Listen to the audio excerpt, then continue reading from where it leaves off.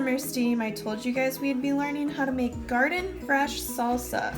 All of these veggies have came out of my garden. I have Roma tomatoes, green peppers, onions, and jalapenos.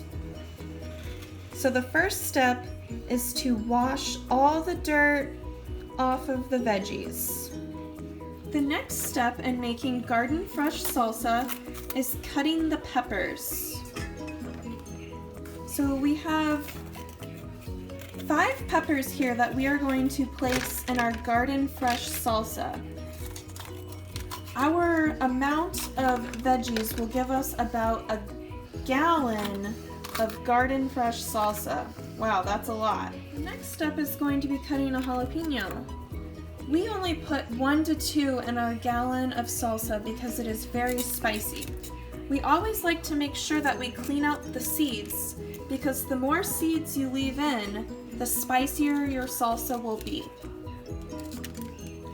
So as you can tell, he's clearing out the jalapeno. Next step is going to be slicing the ends off this garden fresh onion. And then we're going to slice up the onion enough for us to stick in a food processor.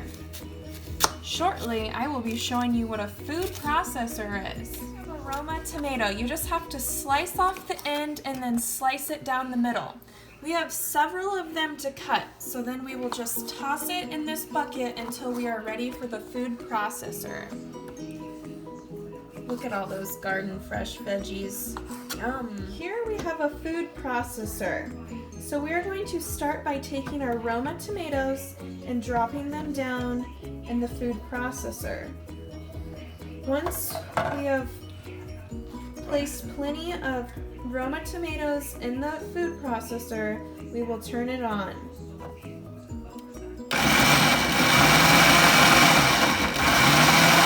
Option is, if you do not have a food processor, you can use a cutting board and a knife to chop up all your veggies. I just like using the food processor because it is a complex machine that makes this job a lot easier. We are going to take the rest of our veggies and place in the food processor. The food processor will allow to dice up these veggies so we can stir them in to our salsa mixture. Look, the salsa is starting to come along with all the chopped and diced vegetables in here. It's going to be yummy.